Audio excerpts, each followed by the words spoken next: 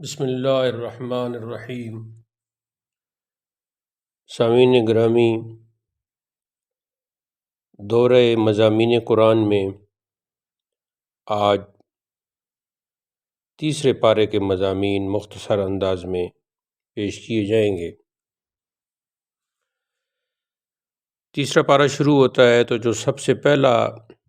مضمون ہے آیات کریمہ کا وہ یہ ہے کہ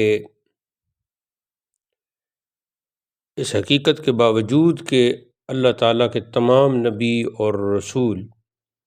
علیہم السلام معزز اور مکرم ہیں، صاحب عزت و عظمت اور صاحب رفعت و فضیلت ہیں، اور ان کی بہت بڑی شان ہے۔ اللہ تعالیٰ نے رسولوں میں ایک کے لیے دوسرے کے مقابلے میں فضیلت اور درجے کی بلندی رکھی ہے، لیکن درجات کا یہ فرق کسی نبی یا کسی رسول کی اعمال میں یا کسی بھی حوالے سے سمجھ لیں کوئی کمی کی طرف اشارہ نہیں کر رہا، یہ جو درجات کا فرق ہے، بلکہ ان کے منصب اور ذمہ داری میں جو فرق ہے اس کی اہمیت کے پیش نظر ہے۔ تو اب بعض انبیاء کو دوسرے بعض پر فضیلت حاصل ہے، اسی طرح ان کی امتوں کو ایک دوسرے پر فضیلت حاصل ہے، چونکہ بہت ساری خصوصیات اور بہت سارے امتیازات کی بنا پر ہمارے آقا رسول کریم صلی اللہ علیہ وسلم کو تمام انبیاء پر فضیلت حاصل ہے، لہٰذا آپ کی امت کو بھی دوسری تمام امتوں پر فضیلت حاصل ہے۔ رسولوں کے آنے کے بعد اگر اللہ چاہتا تو زبردستی تمام انسانوں کو ایمان لانے پر مجبور کر دیتا، اس کے برعکس اس نے انسانوں کو اختیار دیا ہے۔ کچھ لوگ ایمان لائے اور کچھ نے کفر کیا، پھر ان کے درمیان تصادم ہوتا رہا، تو انسان کو ملنے والے اختیار ہی کی بنیاد پر روز قیامت اس سے پوچھ گچھ ہوگی، باز پرس ہوگی۔ اس کے بعد ارشاد فرمایا کہ دنیا میں ہی صدقہ و خیرات کر کے اپنی عاقبت سنوار لے، ورنہ قیامت کے دن کوئی سودے بازی، تعلقات یا سفارش کام نہیں دے گی۔ قرآن کریم کی آیات میں مرتبہ اور مقام کے اعتبار سے آیت الکرسی سب سے بڑی اور افضل ترین آیت ہے، تو یہ آیت نمبر 255 ہے، سورہ بقرہ کی آیت نمبر 255، جسے آیت الکرسی کہا جاتا ہے۔ یہ الفاظ کے اعتبار سے، کلمات مبارکہ کے اعتبار سے بھی بہت بڑی آیت ہے، اور اپنے مرتبہ اور اپنے مقام کے اعتبار سے بھی بہت بڑی ہے۔ اس کی عظمت کا ایک راز یہ ہے کہ اس میں توحید، شان جلالت اور اللہ تعالیٰ کی جو قدرت ہے اس کی وسعت کو بھرپور انداز میں بیان کیا گیا ہے، اور اس ایک آیت میں اللہ تعالیٰ کا نام 17 مرتبہ آیا ہے، 17 ٹائم، 17 مرتبہ آیا ہے۔ کہیں بالکل واضح صراحتاً آیا ہے اور کہیں اشارتاً آیا ہے۔ بعد والی آیت میں یہ اصول بیان ہوا ہے کہ ہدایت اور گمراہی کے واضح ہونے کے بعد دین میں داخل ہونے کے لیے کسی پر جبر نہیں ہوگا، لا اکراہ فی الدین کا یہ معنی ہے کہ جو باطل قوتوں سے بغاوت کر کے اللہ تعالیٰ کا وفادار بن گیا تو اس نے ایسی مضبوط کڑی کو تھام لیا جو ٹوٹنے والے نہیں ہے۔ اللہ تعالیٰ ایمان والوں کا دوست ہے اور انہیں کفر کی ظلمتوں سے ایمان کے نور کی طرف لاتا ہے، جبکہ کافروں کے دوست طاغوت سے مراد باطل قوتیں، تو کافروں کے دوست طاغوت ہیں، باطل قوتیں ہیں جو انہیں ایمان کی روشنی سے کفر کے اندھیروں کی طرف لے جاتے ہیں۔ اب یہ جو لوگ ہیں ہمیشہ ہمیشہ کے لیے جہنم کا ایندھن بنیں گے۔ طاغوت ایک ایسا کردار ہے جو فاسق سے بھی بدتر ہے۔ اللہ کا نافرمان تو فاسق کہلاتا ہے، جبکہ اللہ کا دشمن اور اس کے مقابلے میں اپنی مرضی اور اپنا قانون جاری کرنے والا طاغوت کہلاتا ہے۔ یعنی ایک تو ہے کہ فاسق ہے بندہ، وہ فسق و فجور کر رہا ہے، گناہ کر رہا ہے، اللہ کی نافرمانی کر رہا ہے، نماز کے وقت نماز ادا نہیں کر رہا، رمضان میں روزے نہیں رکھ رہا فرض ہونے کے باوجود، مالدار ہونے کے باوجود زکوٰۃ نہیں ادا کر رہا، اور باقی حقوق و فرائض ہیں، تو وہ فاسق کہلائے گا۔ یعنی جو حقوق و فرائض کا اور ان نیک اعمال نہیں کر رہا یا نیک اعمال کے خلاف کر رہا ہے، بد اعمالی میں زیادہ گم ہے، تو وہ فاسق ہے۔ لیکن طاغوت وہ ہے جو اللہ کا دشمن ہے اور اس کے مقابلے میں اپنی مرضی اور اپنا قانون جاری کرتا ہے۔ فرعون، نمرود، یہ تو ہو گئی نا تاریخ کی مثالیں، اور آج کی مادر پدر آزاد اسمبلیاں، یہ دنیا میں نام نہاد جو جمہوریت ہے یا من مانے فیصلے کرنے والے جتنے بھی آمر ہیں پوری دنیا میں، یہ سب طاغوت ہیں، اور اللہ تعالیٰ طاغوت کے خلاف بغاوت کرنے والے مومنوں کا ہمیشہ حامی و ناصر ہوتا ہے، ان کا مددگار ہوتا ہے۔ بعد کی جو آیتیں ہیں ان میں 3 تاریخی واقعات بیان کیے جو اللہ تعالیٰ کی توحید پر دلالت کرتے ہیں اور مرنے کے بعد زندہ ہونے کا جو قرآنی عقیدہ ہے اس کو بالکل واضح کر دیتے ہیں۔ اب یہ جو 3 واقعات ہیں ان میں پہلا واقعہ جو آیت نمبر 258 میں حضرت ابراہیم علیہ السلام اور نمرود کا مکالمہ بیان ہوا ہے۔ اب اس کا دعویٰ یہ تھا کہ میں مار بھی سکتا ہوں اور موت سے بچا بھی سکتا ہوں، لہٰذا میں اس کائنات کا رب ہوں۔ تو اس نے رب ہونے کے لیے، یعنی وہ جو اس وقت یہ تصور تھا رب ہونے کا کہ بھئی مار بھی سکتا ہے تو موت سے بچا بھی سکتا ہے، زندہ بھی رکھ سکتا ہے، تو ابراہیم علیہ السلام نے فرمایا کہ اللہ تعالیٰ سورج کو مشرق سے نکالتا ہے، تم مغرب سے نکال کر دکھاؤ۔ اس پر پھر فبہت الذی کفر، اس پر پھر وہ نمرود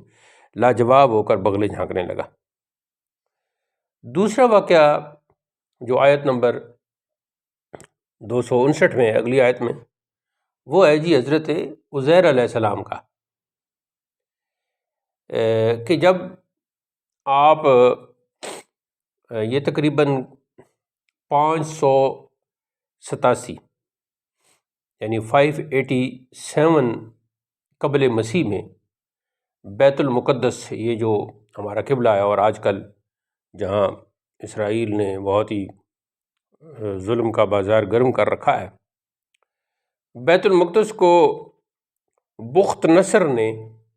یہ ایک بادشاہ تھا، بخت نصر نے تخت و تاراج کر دیا، تو اس اجڑے ہوئے شہر کو دیکھ کر حضرت عزیر بے اختیار پکار اٹھے کہ اللہ دوبارہ اس تباہ شدہ بستی کو کیسے زندہ کرے گا۔ یعنی حضرت عزیر علیہ السلام ظاہر ہے اللہ تعالیٰ کی قدرت کا انکار تو نہیں کر رہے تھے، لیکن وہ اپنے طور پر اللہ کی حکمت کے طور پر ان کے ذہن میں یہ خیال آیا، اور اس خیال کا انہوں نے اظہار کیا کہ یہ بستی تو اب تباہ ہو گئی ہے، تو پھر اللہ تعالیٰ دوبارہ اس کو کیسے زندہ کرے گا، کیسے یہاں پر یہ گاؤں، یہ بستی پھر بسے گی اور پھر آباد ہوگی۔ تو اللہ تعالیٰ نے ان پر اور ان کی سواری پر، جس گدے پر آپ سوار تھے، موت طاری کر کے 100 سال کے بعد آپ کو زندہ کیا۔ سواری کی بوسیدہ گلی سڑی ہڈیوں کو ان کے سامنے جمع کر کے ان پر گوشت پوست چڑھایا، اور ان کے زاد سفر جو کھانا تھا اس کو 100 سال تک باسی ہونے سے بچا کر تر و تازہ رکھا، اور اس طرح اپنی قدرت کا انہیں عملی مشاہدہ کرا دیا۔ تو اس تجربہ سے انہیں یہ تحریک ہوئی کہ کیوں نہ میں بھی بنی اسرائیل کے مردہ جسم میں جان ڈالوں اور ان کا دین سے تعلق زندہ کر دوں۔ چنانچہ حضرت عزیر علیہ السلام نے محنت کی، اور اللہ تعالیٰ نے پھر سے بنی اسرائیل کو ایک زندہ قوم بنا دیا۔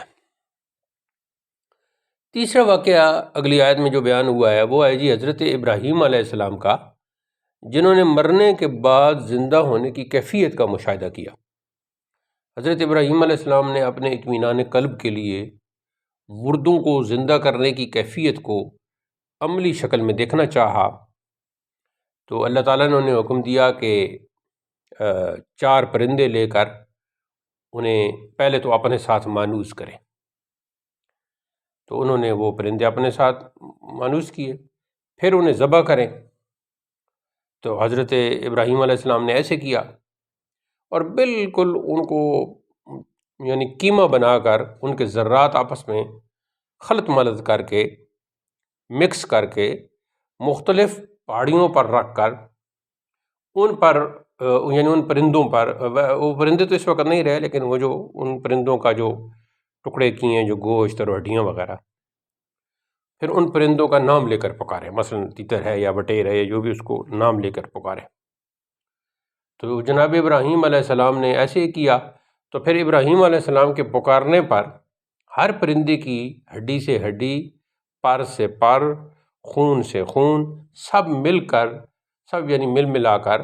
اپنی اصلی شکل و صورت میں بن کر حضرت ابراہیم علیہ السلام کے پاس آ گئے، جس سے اللہ تعالیٰ کی زبردست قوت اور حکمت کا عملی مشاہدہ ہو گیا۔ کیسے اللہ تعالیٰ ایک چیز جو بالکل ہی اس کی باڈی بھی ختم ہو گئی، جسم بھی ختم ہو گیا، دوبارہ اللہ تعالیٰ اسے کیسے زندہ، اسی طرح زندہ کرنے پر کیسے قادر ہے۔ تو یہ ابراہیم علیہ السلام نے جب اللہ سے عرض کی، تو پھر اللہ تعالیٰ نے فرمایا کہ اے ابراہیم، کیا تم اس پر ایمان نہیں رکھتے؟ تو پھر حضرت ابراہیم علیہ السلام نے جواب میں کہا کہ میں اپنے دل کا اطمینان چاہتا ہوں۔ تو پھر اللہ تعالیٰ نے ان سے یہ اس طرح کروایا، اور پھر خود اپنی قوت کا اور اپنی قدرت کا یہ مشاہدہ ان کو کروایا۔ دین اسلام انسانیت، انفاق فی سبیل اللہ یعنی اللہ کے راستے میں خرچ کرنا، اخوت و محبت اور فضل و احسان کا دین ہے۔ انسانی فلاح اور کامیابی کا کوئی پہلو ایسا نہیں جس کی قرآن نے دعوت نہ دی ہو، اور نیکی کا کوئی ایسا کام نہیں جس کی اسلام نے ترغیب نہ دی ہو۔ اس سورہ بقرہ میں انداز بدل بدل کر انفاق فی سبیل اللہ یعنی اللہ کی راہ میں خرچ کرنے کی فضیلت بیان کی گئی ہے، اور ساتھ ہی ساتھ اس کے آداب بھی بیان کیے گئے ہیں۔ سامعین گرامی، صدقہ و خیرات کے حوالے سے آیت نمبر 261 سے آیت نمبر 266 تک 4 مثالیں بیان کی ہیں۔ 2 مثالیں اخلاص کی اور 2 مثالیں ریاکاری کی، یعنی اخلاص اور ریاکاری آپس میں یہ ضد ہے کہ جہاں اخلاص ہوگا، خلوص ہوگا، وہاں ریاکاری نہیں ہوگی، اور جہاں ریاکاری ہوگی تو وہاں خلوص اور اخلاص نہیں ہوگا۔ اخلاص سے مراد یہ ہے کہ خالص اللہ تعالیٰ کے لیے عمل کرنا، اور ریاکاری یہ ہے کہ اللہ کے لیے نہیں بلکہ لوگوں کو دکھانے کے لیے عمل کرنا۔ تو ان آیات میں 261 سے 266 تک اخلاص کی 2 مثالیں اور ریاکاری کی 2 مثالیں۔ اخلاص کے ساتھ یعنی خلوص کے ساتھ اللہ کے نام پر مال خرچ کرنے کی مثال ایسے ہی ہے جیسے زمین میں ایک بیج ڈال کر سینکڑوں دانے حاصل کر لینا،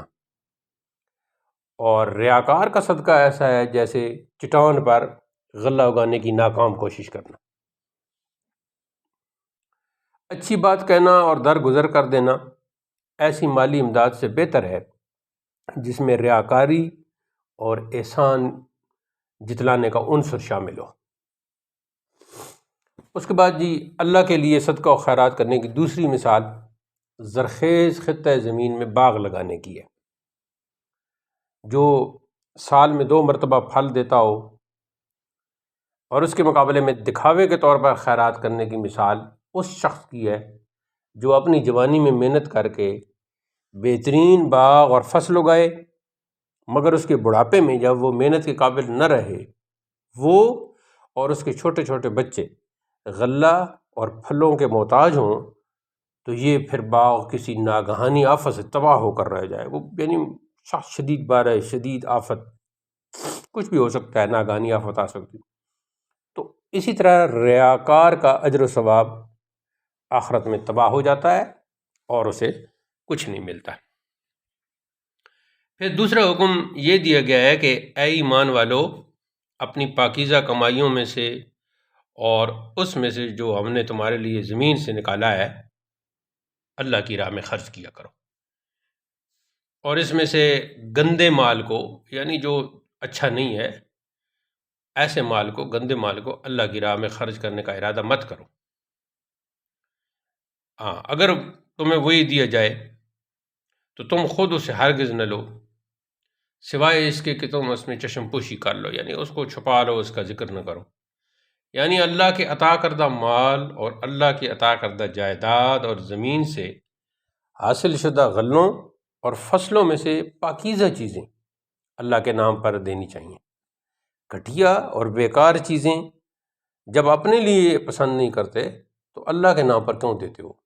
یعنی اللہ کے نام پر بھی جب دیے جا رہا ہوگا تو ظاہر ہے اللہ کے بندوں کو ہی دیا جا رہا ہوگا۔ اس کے بعد ہے جی کہ حکمت و دانائی اللہ کی عنایت ہے، جسے حکمتیں عطا ہو جائیں تو سمجھو کہ اسے بہت بڑی خیر میسر آ گئی ہے۔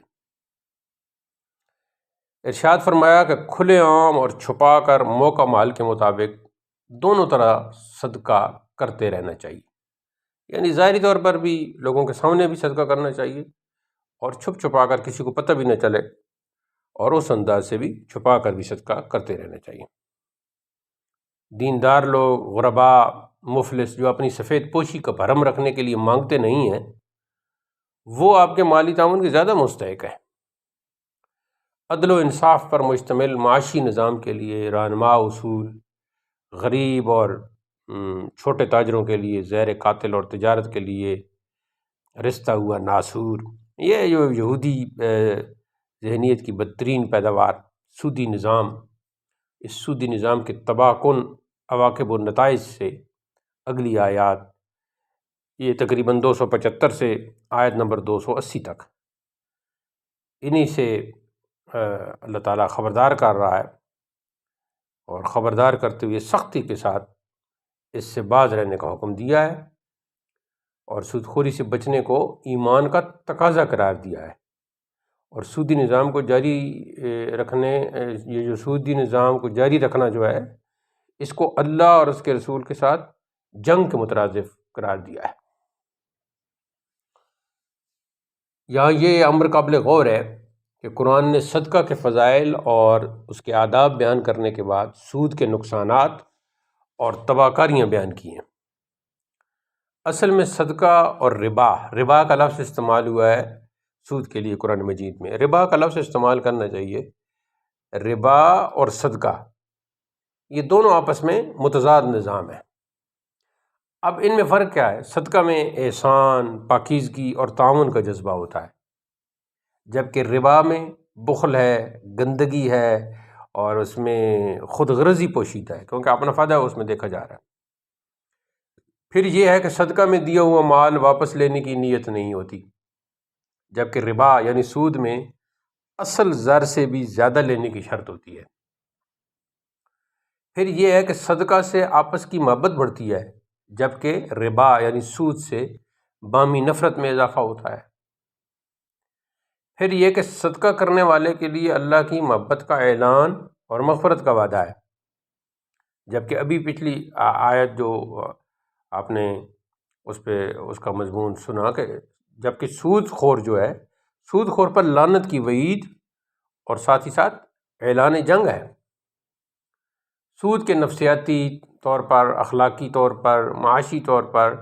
اور معاشرتی حوالے سے نقصانات اتنے زیادہ ہیں، اتنے واضح ہیں کہ اب تو دنیا میں جو سود کے حامی بھی ہیں وہ بھی دبی دبی زبان سے اس کا اعتراف کرنے لگے ہیں۔ اس کے بعد جی آیت نمبر 281 میں یوم احتساب یعنی قیامت کی یاد دہانی کراتی ہوئی اللہ تعالیٰ ارشاد فرماتا ہے، اللہ تعالیٰ ارشاد فرماتا ہے، ایسے کہنا چاہیے۔ کچھ لوگ جمع کا ضمیر یا جمع کا صیغہ استعمال کرتے ہیں اللہ تعالیٰ کے لیے کہ اللہ تعالیٰ فرماتے ہیں، اللہ تعالیٰ کہتے ہیں، اللہ تعالیٰ سنتے ہیں۔ یہ انداز قرآن کے خلاف ہے۔ اللہ تعالیٰ واحد ہے، لا شریک ہے، اس لیے اس کے لیے واحد کا صیغہ مفرد ہی استعمال کرنا چاہیے۔ اللہ تعالیٰ فرماتا ہے، اللہ تعالیٰ سنتا ہے، اللہ تعالیٰ دیتا ہے۔ قرآن مجید میں جو جمع کی ضمیر یا جمع کا صیغہ استعمال کیا گیا ہے اس سے مراد بھی واحد ہی ہے۔ صرف جمع کا صیغہ ظاہری طور پر اس لیے استعمال کیا گیا ہے کہ وہ اللہ تعالیٰ اپنی شان کو ظاہر کرتا ہے۔ تو اگر اس واحد کا صیغہ اللہ کے لیے استعمال نہ کیا جائے تو نعوذ باللہ جتنے جمع کے صیغے قرآن مجید میں آئے ہیں، مثلا خلقنا السماوات والارض، تو اس میں پھر جمع کا ترجمہ یوں ہو جائے گا کہ ہم نے پیدا کیا، یعنی اللہ تعالیٰ کے ساتھ کوئی پیدا کرنے والا اور بھی ہے، نعوذ باللہ۔ تو اس لیے یہ جاہل لوگوں نے ایک طریقہ نکالا ہے، اللہ فرماتا ہے کہنے کے بجائے اللہ فرماتے ہیں۔ تو جو بھی یہ میرا درس سن رہے ہیں انہیں چاہیے کہ وہ آج کے بعد اپنا یہ اردو کا انداز درست کریں۔ اللہ تعالیٰ فرماتا ہے، اللہ تعالیٰ سنتا ہے، اللہ تعالیٰ دیتا ہے، اس طرح کہنا چاہیے۔ تو آیت نمبر 281 میں اللہ تعالیٰ فرماتا ہے یوم احتساب، یعنی قیامت کے دن کی یاد دہانی کراتے ہوئے کہ اس دن سے ڈرو جب تم اللہ کی طرف لوٹائے جاؤ گے اور ہر شخص کو نیک و بد اعمال کا پورا پورا حساب دینا ہوگا۔ کسی پر کوئی ظلم نہیں کیا جائے گا اور ہر انسان کو اس کے کیے کا بدلہ پورا پورا مل جائے گا۔ یہ احساس ہی انسانوں کو دنیا میں اللہ کی نافرمانی سے بچنے اور حلال و حرام کی تمیز کرنے پر کاربند رکھتا ہے۔ اچھا، یہ جو آیت کریمہ ہے، ایک قول کے مطابق یہ قرآن کریم کی نزول کے اعتبار سے، کیونکہ قرآن مجید تقریباً 23 سال کی مدت میں نازل ہوا ہے، 13 سال جو ہے وہ مکی زندگی ہے آپ صلی اللہ علیہ وسلم کی، یہ اسلامی زندگی، اور اس قرآن کے نزول کی زندگی جو ہے، اور پھر 10 سال مدینہ منورہ کے ہیں، تو اس طرح 23 سال بن جاتے ہیں۔ تو ایک قول کے مطابق یہ قرآن کریم کی نزول کے اعتبار سے آخری آیت ہے۔ تو اس میں حضور علیہ السلام کے اس دنیا سے ارتحال کا، وصال کرنے کا اشارہ بھی موجود ہے۔ اور حضرت حسن بصری علیہ رحمت نے ایک دفعہ قرآن کریم کی یہ آیت تلاوت فرمائی جس کا ترجمہ یہ ہے کہ اور اس دن سے ڈرو جس میں تم اللہ کی طرف لوٹائے جاؤ گے۔ واتقوا یوما ترجعون فیہ الی اللہ ثم توفی کل نفس ما کسبت، پھر ہر شخص کو جو کچھ اس نے عمل کیا ہے اس کی پوری پوری جزا دی جائے گی۔ وہم لا یظلمون، اور ان پر ظلم نہیں ہوگا۔ یہ آیت پڑھنے کے بعد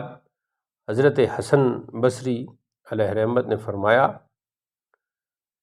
کہ یہ وہی نصیحت ہے جو اللہ تعالیٰ نے مسلمانوں کو فرمائی ہے، اور اس کا مطلب یہ ہے کہ اللہ کا ولی شہد کی نہر سے ٹیک لگائے بیٹھا ہوگا اور حور عین اسے جام دے رہی ہوں گی، اور یہ دونوں نعمت و سرور میں ہوں گے۔ حور عین کہے گی کہ اے اللہ کے دوست، کیا تمہیں پتہ ہے کہ اللہ نے میرا نکاح تمہارے ساتھ کب کیا تھا؟ وہ کہے گا نہیں، مجھے کچھ پتہ نہیں۔ تو وہ کہے گی ایک دن سخت گرمی میں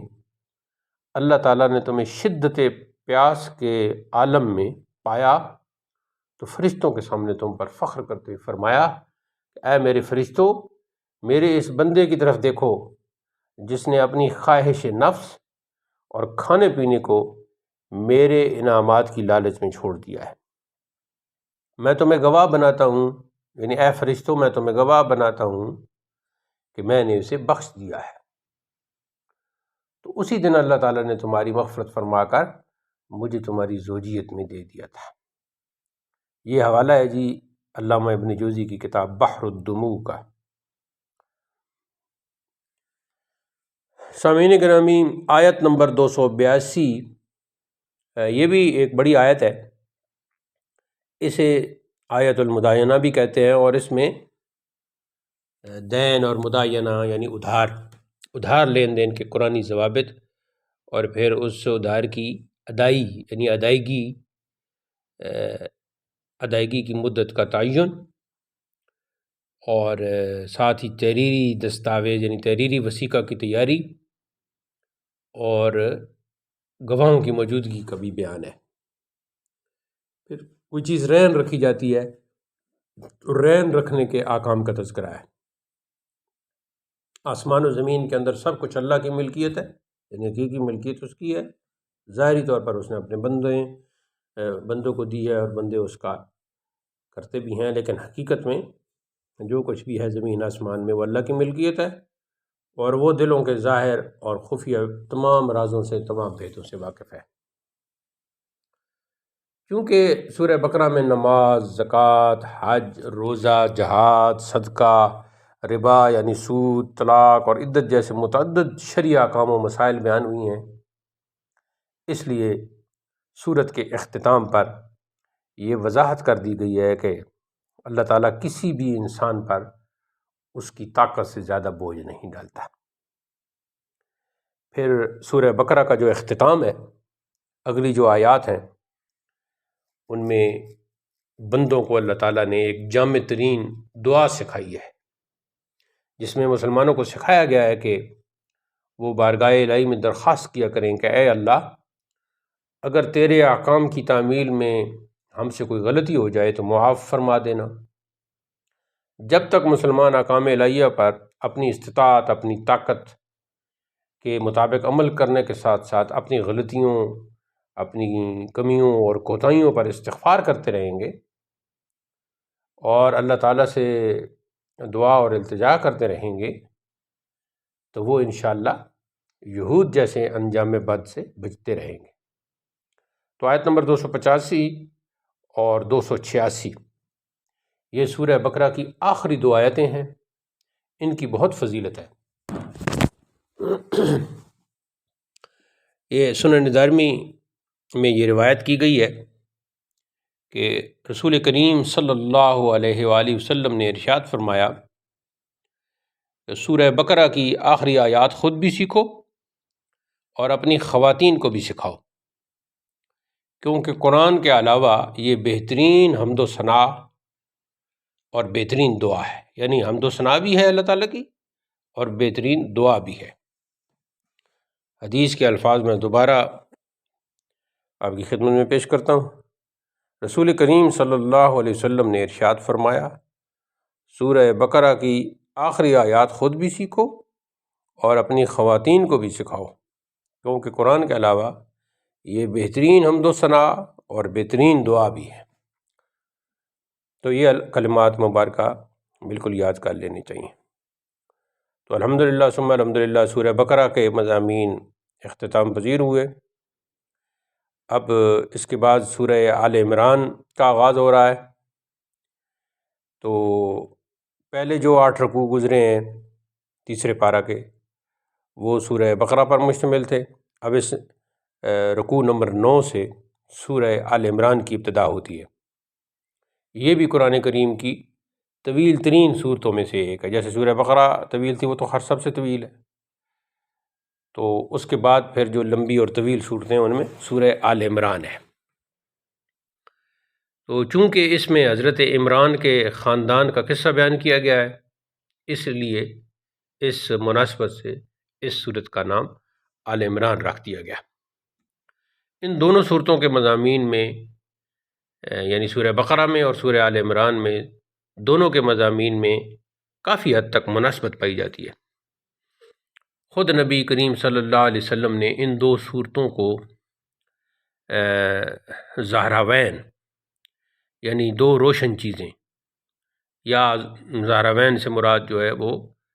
سورج اور چاند بھی ہو سکتا ہے، شمس و قمر بھی ہو سکتا ہے، آفتاب و ماہتاب۔ تو رسول کریم صلی اللہ علیہ وسلم نے ان دو صورتوں کو آفتاب و ماہتاب، مہر و ماہ، شمس و قمر قرار دیا ہے۔ تو اس طرح شمس و قمر قرار دینا بھی ان کے درمیان مناسبت کو ظاہر کرتا ہے۔ ظاہر ہے چاند جو ہے، ایک تو چاند بھی روشن ہے، سورج بھی روشن ہے، پھر چاند سورج سے روشن ہے۔ علاوہ ازیں ان دونوں صورتوں میں اہل کتاب سے خطاب ہے۔ اب سورہ بقرہ میں زیادہ تر روح سخن یہود کی طرف تھا، جبکہ آل عمران میں اصل خطاب نصارہ سے ہے۔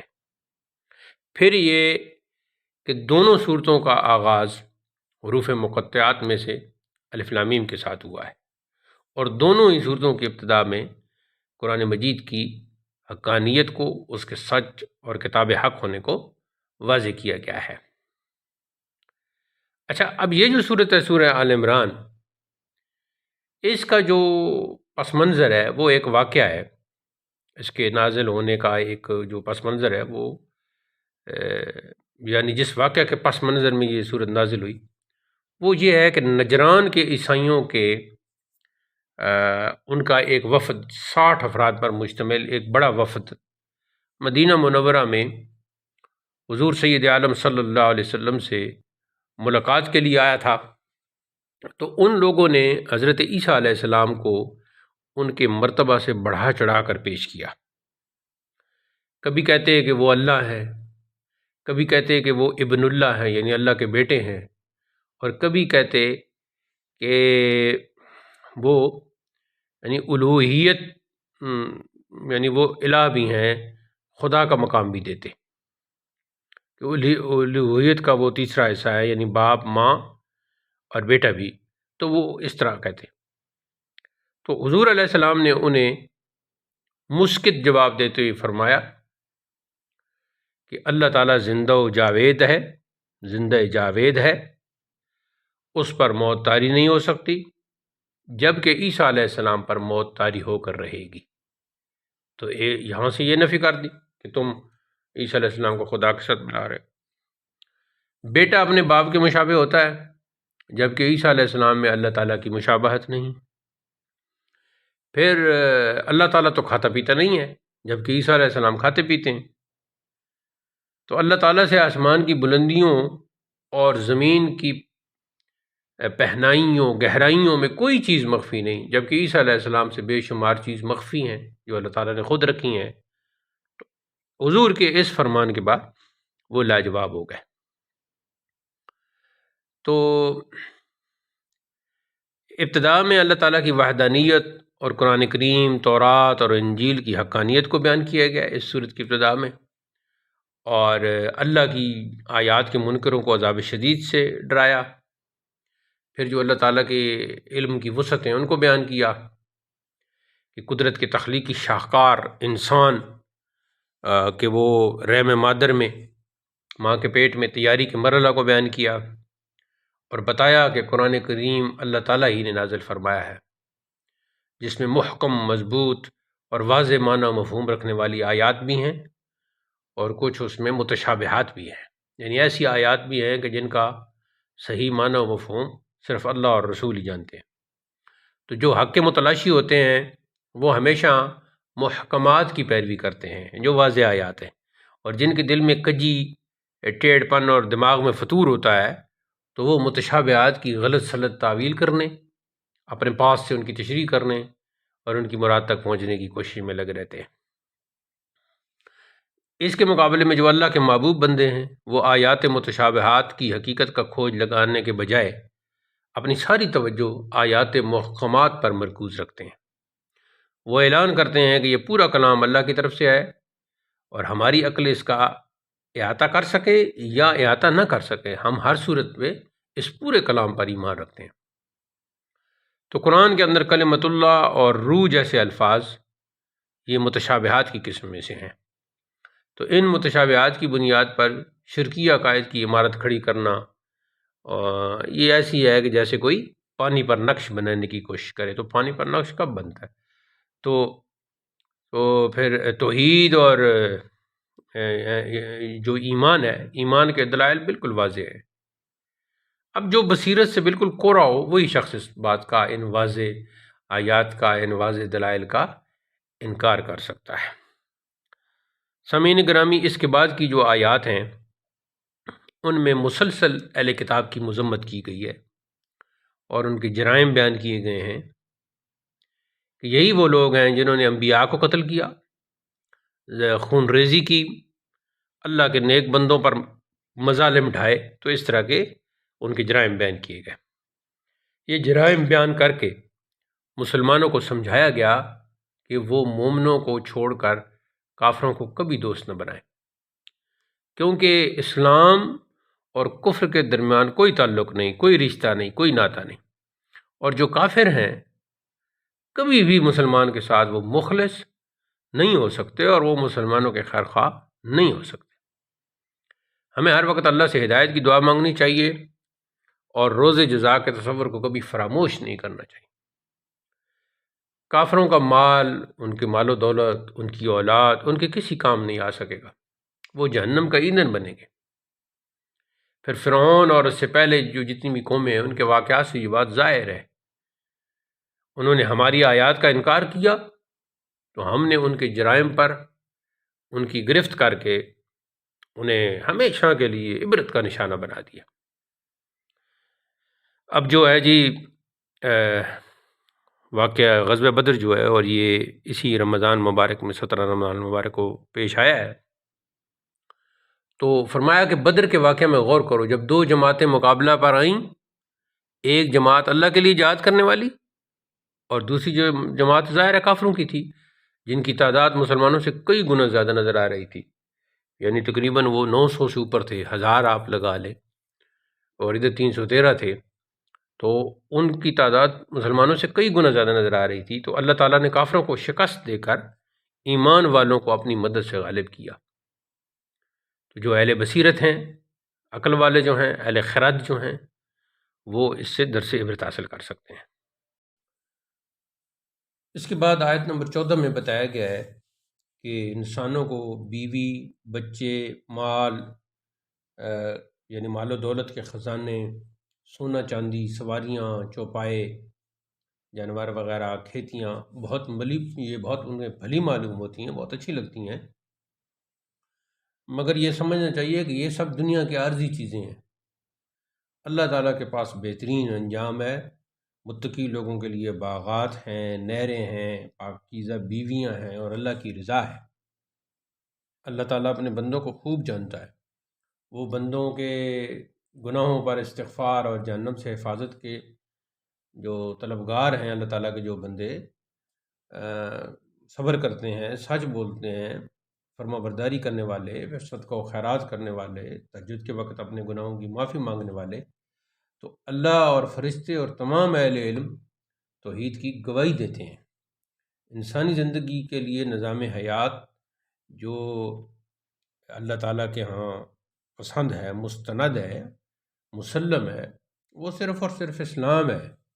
اب جو اسلام سے اختلاف رکھنے والے ہیں وہ ہٹ دھرم ہیں، وہ ضدی ہیں۔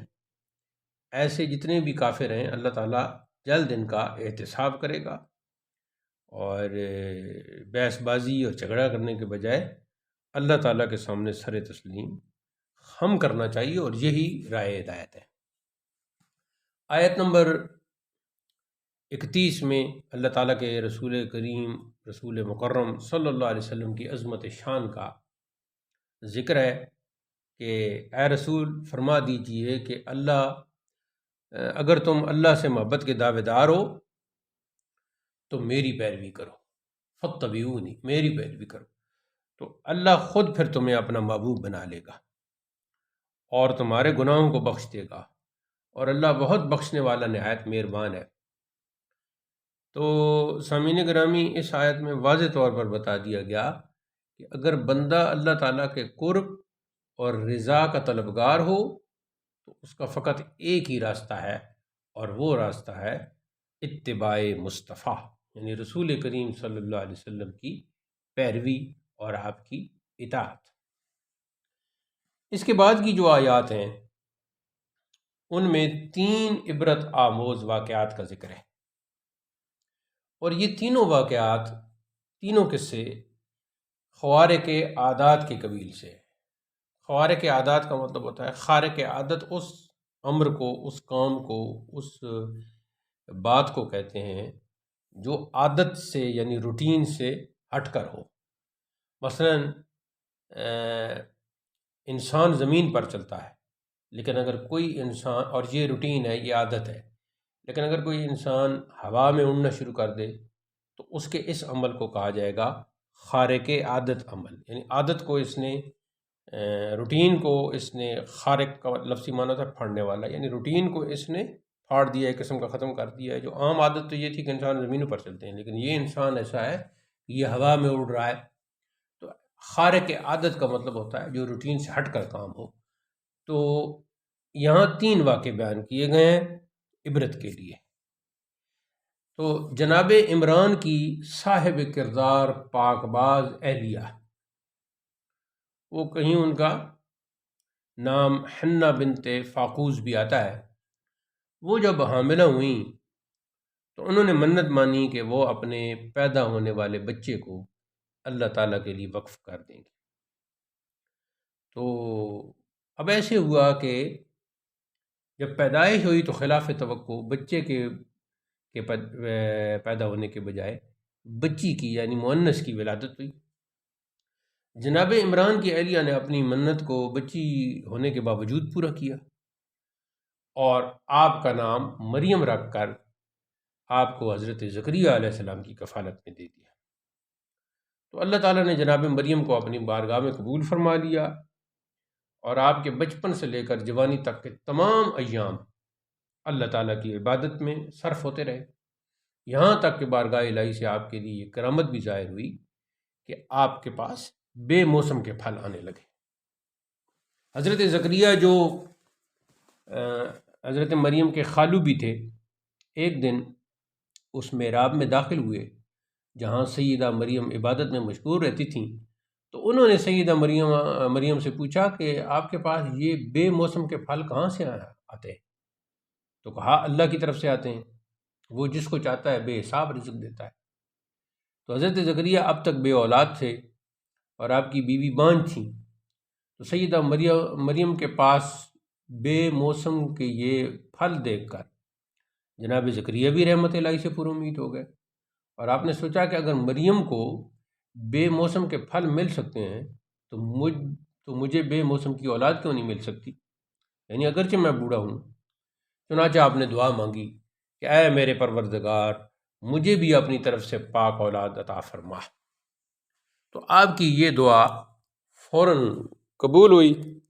اور حضرت زکریہ ابھی محراب میں نماز ادا فرما رہے تھے کہ فرشتے نے آپ کو پکار کر کہا اے زکریہ، آپ کو اللہ تعالیٰ کی طرف سے یحییٰ نامی پارسا اور سردار بیٹے کی بشارت ہو۔ تو حضرت زکریہ اس کے بعد 3 دن تک خلوت نشین ہو کر اللہ تعالیٰ کے ذکر، مناجات اور تسبیح و تحلیل میں مشغول ہو گئے۔ اس کے بعد اللہ تعالیٰ نے اس بات کا ذکر کیا کہ فرشتوں نے پکار کر سیدہ مریم کو کہا کہ اللہ نے آپ کو بلند مرتبہ عطا کیا ہے اور آپ کو پاکیزگی اور طہارت عطا فرمائی ہے اور آپ کو جہانوں کی عورتوں سے بلند فرما دیا ہے۔ اے مریم، آپ اپنے رب کی بندگی اختیار کریں اور باقاعدگی اور جماعت کے ساتھ رکوع اور سجدہ کیا کریں۔ اس کے بعد اللہ تعالیٰ نے جناب مریم کے ہاں سیدنا عیسیٰ علیہ السلام کی معجزاتی ولادت کا ذکر کیا ہے۔ سیدہ مریم کا دل اس واقعے کو قبول نہیں کر رہا تھا، یعنی جب حضرت عیسیٰ علیہ السلام کی ولادت ہوئی، لیکن اللہ تعالیٰ نے ان کو بن شوہر کے ایک بیٹا عطا کیا جو اللہ کے حکم سے کوڑی اور برس کے مریضوں پر ہاتھ پھیرتے تو وہ شفا یاب ہو جاتے۔ حضرت عیسیٰ بنی اسرائیل، حضرت عیسیٰ جو ہیں وہ بنی اسرائیل کے لوگوں کو اللہ کے حکم سے گھر میں کھائے جانے اور باقی رہ جانے والے کھانے کی بھی خبر دیتے تھے،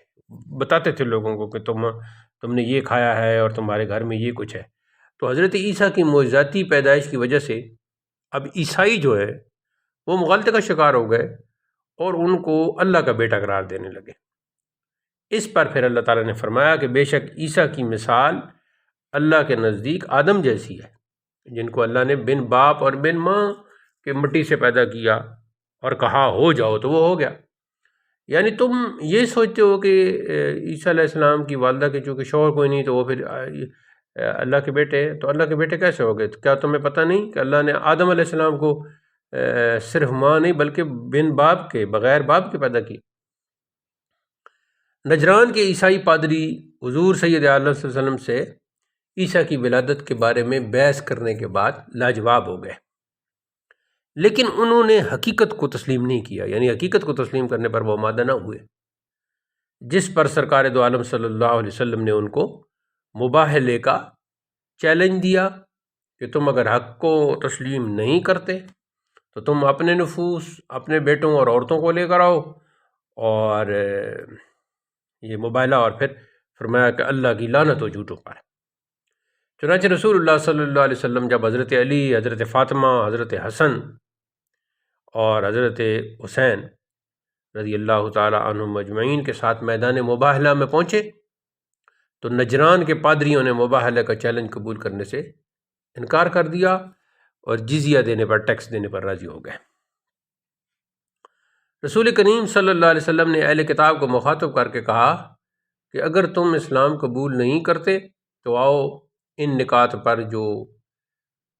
ہمارے اور تمہارے درمیان مشترک اتفاق کر لو، یعنی عبادت صرف اللہ کی ہوگی، شرک کو چھوڑنا ہوگا، اور اللہ کو چھوڑ کر بندوں کو رب ماننے کا شعار بند کرنا ہوگا، اور اہل کتاب کے جو مشترکات ہیں، جو ہماری کامن چیزیں ہیں، تو ان میں پھر یہ جو اہل کتاب تھے وہ جمع نہ ہوئے، تو ظاہر ہے وہ انہوں نے ہٹ دھرمی کا مظاہرہ کیا۔ اس صورت میں آگے چل کر اللہ تعالیٰ نے یہ بھی بتلایا کہ کفار حضرت عیسیٰ کی جان کے درپے تھے، یعنی مارنا چاہتے تھے، قتل کرنا چاہتے تھے، تو پھر اللہ تعالیٰ نے حضرت عیسیٰ کو بشارت دی کہ میں آپ کو زندہ آسمانوں کی طرف اٹھا لوں گا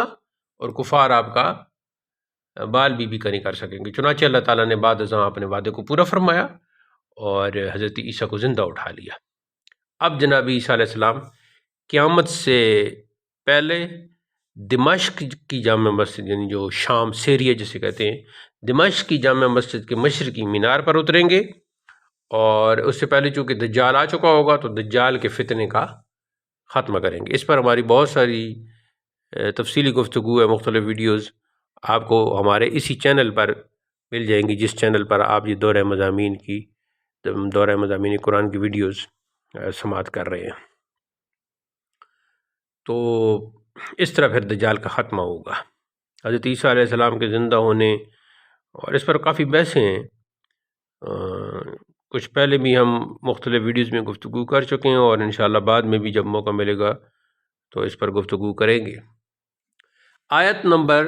69 یعنی 69 سے اہل ایمان کو یہ خبردار کیا جا رہا ہے، انہیں آگاہ کیا جا رہا ہے کہ اہل کتاب خود تو گمراہ ہیں، وہ تمہیں بھی گمراہ کرنا چاہتے ہیں، یعنی ہم تو ڈوبے ہیں صنم، تم کو بھی لے ڈوبیں گے۔ تو اہل کتاب کو ملامت کی گئی کہ تم کیوں جانتے بوجھتے اللہ کی آیات کا انکار کر رہے ہو، حق میں باطل کی کیوں آمیزش کر رہے ہو، کیوں مکس کر رہے ہو، اور حق کو چھپانے کے جرم کا ارتکاب کیوں کر رہے ہو تم۔ اس صورت میں اللہ تعالیٰ نے عالم ارواح میں رسول اللہ صلی اللہ علیہ وسلم کے مقام کا ذکر بھی کیا ہے کہ عالم ارواح میں جہاں ساری روحیں اکٹھی تھیں، اللہ نے انبیاء کی روحوں سے اس بات کا عہد لیا تھا کہ اگر ان کی زندگی میں رسول اللہ صلی اللہ علیہ وسلم آ جائیں تو پھر ان پر ایمان لانا اور ان کی حمایت کرنا یہ تمام گروہ انبیاء پر لازم ہوگا۔ چنانچہ سب نے اس کا اقرار کیا۔ اس پر پھر اللہ نے فرمایا کہ اب تم اس پر گواہ رہنا، اور میں بھی تمہارے ساتھ گواہ ہوں، یعنی گواہوں میں سے ہوں، کہ اس میثاق پر تم بھی گواہ اور میں بھی گواہ ہوں۔ تو اس میثاق سے یہ معلوم ہوا کہ رسول کریم صلی اللہ علیہ وسلم پر ایمان لانا اور آپ کی نصرت و حمایت کا ہر نبی پابند تھا، اور پھر اس کا عملی مظاہرہ شب معراج کو اس وقت ہوا جب آدم علیہ السلام سے لے کر جناب عیسیٰ علیہ السلام تک تمام انبیاء کرام نے آپ کی اقتداء میں نماز پڑھی، اور آپ کے امام الانبیاء ہونے کا عملی طور پر اس کا اظہار ہوا۔ مسلمانوں کے لیے یہ بڑے شرف اور اعزاز کی بات ہے کہ ان کو رسول اللہ جیسا بے مثال رسول اور برگزیدہ پیغمبر ملا۔ انہیں اس نعمت عظمیٰ اور احسان بے کرام پر اللہ جل جلالہ کا ہمیشہ شکر ادا کرتے رہنا چاہیے۔ سامعین گرامی، تیسرے پارے کی جو آخری آیات ہیں ان میں یہ بیان ہے کہ دین اسلام ایک تسلسل کا نام ہے، ایک کنٹینیوٹی کا نام ہے، جو حضرت آدم علیہ السلام سے لے کر جناب رسول کریم ختم المرسلین صلی اللہ علیہ وسلم تک چلا آ رہا ہے اور اسی دین کی طرف بلایا جا رہا ہے۔ ارشاد فرمایا آسمانوں اور زمین اور ان کے درمیان تمام مخلوق کا جو بھی تکوینی نظام قائم ہے وہ سب خوشی یا ناخوشی اس نظام اور اطاعت کا پابند ہے، یعنی اسلام کا۔ اسلام ہی وہ دین ہے